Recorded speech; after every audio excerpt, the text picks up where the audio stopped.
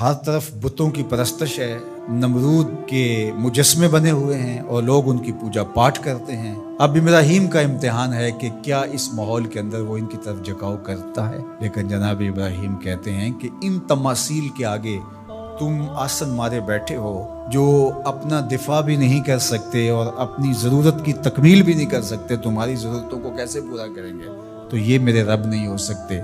شمس و قمر کو، چاند کو، سورج کو، ستاروں کو پوجتے ہو، اچھا یہ چاند، یہ ستارے رب ہے؟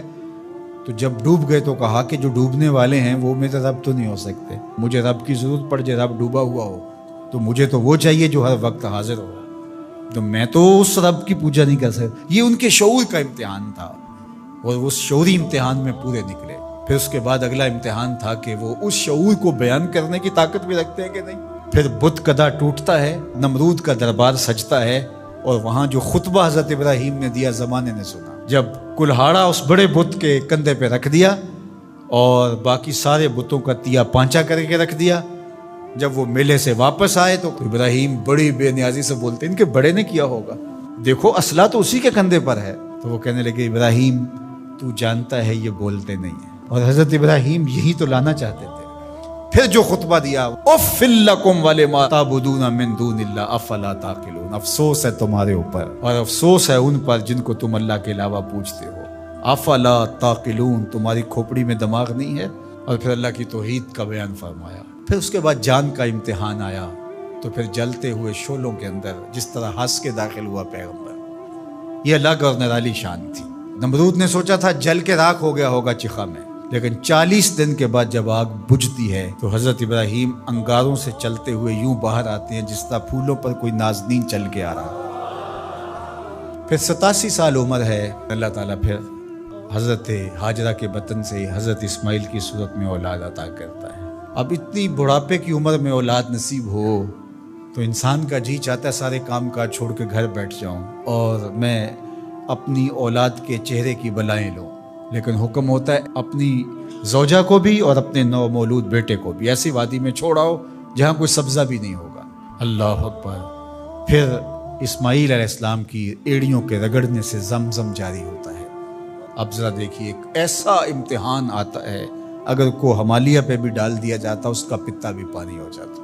فلما بلغ معہ السعی، جب وہ ان کے ساتھ چلنے پھرنے کے قابل ہوا۔ ابراہیم علیہ السلام خواب دیکھتے ہیں، اور خواب کیا دیکھتے ہیں کہ میں بیٹے کو ذبح کر رہا ہوں۔ فلما اسلما، جب دونوں راضی ہو گئے، باپ ذبح کرنے پہ اور بیٹا ذبح ہونے پہ، اب باپ کی آنکھوں پہ پٹی بندھی ہے، ہاتھ میں چھری ہے، 100 سال کا بوڑھا باپ، جبل سبیر کا دامن منا کی وادی، کارکنان قضاء و قدر دم بخود ہیں، شمس و قمر، یہ منظر آج سے قبل انہوں نے نہیں دیکھا تھا، اور سورج بادلوں کی اوٹ میں منہ چھپانے کی کوشش کر رہا ہے کہ یہ منظر مجھ سے نہیں دیکھا جائے گا، حوروں کی چیخیں نکل رہی ہے، کائنات تھرا رہی ہے، مالک قیامت آنے والی۔ اور مالک بھی فرشتوں سے کہہ رہا تھا کہ تم کہتے تھے نا کہ سجدے ہم کریں گے، تسبیحات ہم کریں گے، انسان تو دینگا مشتیاں کرے گا، ذرا میرے بندے کی اس ادا کو بھی دیکھو، میرے حکم کی تعمیل پر میرے بندے کی اس انوکھی ادا کو بھی دیکھو۔ چھری کی نوک حلق کے اوپر رکھ کے پورا وزن ڈال دیا، گلا کٹ گیا، خون بہنے لگا۔ ابراہیم علیہ السلام ایک عجیب کیفیت میں، کیا کیفیت ہو سکتی ہے، میرے پاس تو لفظ نہیں ہے۔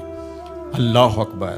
جلدی سے جو ہے وہ آنکھوں سے پٹی کھولتے ہیں تو دیکھتے ہیں کہ منظر بدلا ہوا ہے، بیٹا سمجھ کے جس کو ذبح کیا وہ تو دمبا تھا، اور اسماعیل علیہ السلام پاس کھڑے مسکرا رہے ہیں، اور پاس حضرت جبریل امین بھی کھڑے ہیں۔ یہ اس بات کا عملی ثبوت ہے یہ وہ دمبا لے کے آئے۔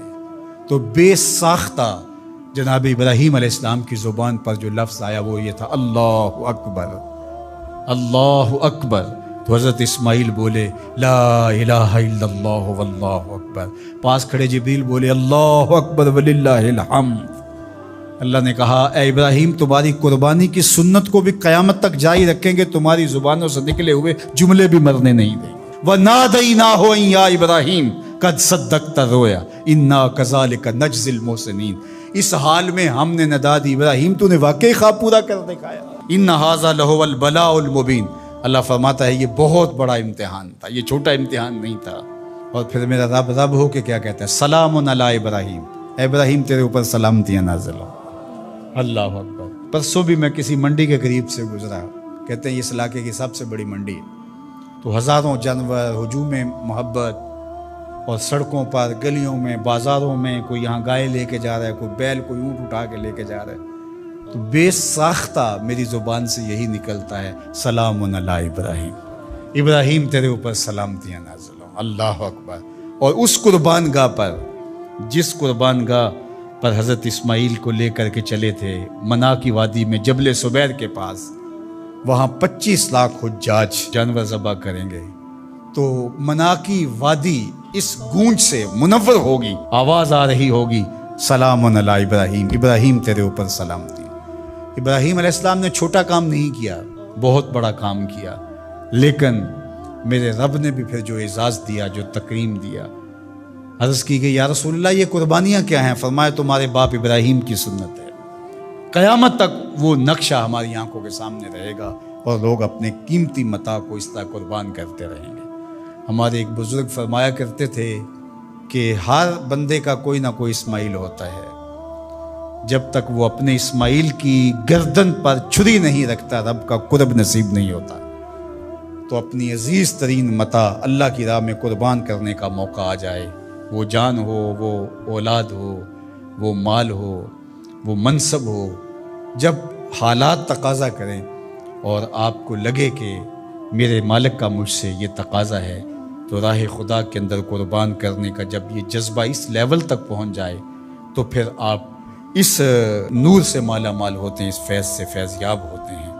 ہمارے لیے یہ واقعات اس لیے رکھے، ہم تو چھوٹے چھوٹے امتحانوں سے ڈر جاتے ہیں، ہمیں بڑے امتحان بھی دینے پڑے تو ہمارے بڑوں کی سیرت یہ ہے کہ ہم کشادہ دلی کے ساتھ، خوش دلی کے ساتھ ان امتحانوں سے گزریں، پھر ہمارے رب کی رحمتیں اور کرم نوازیاں ہمارے شامل حال ہوں گی۔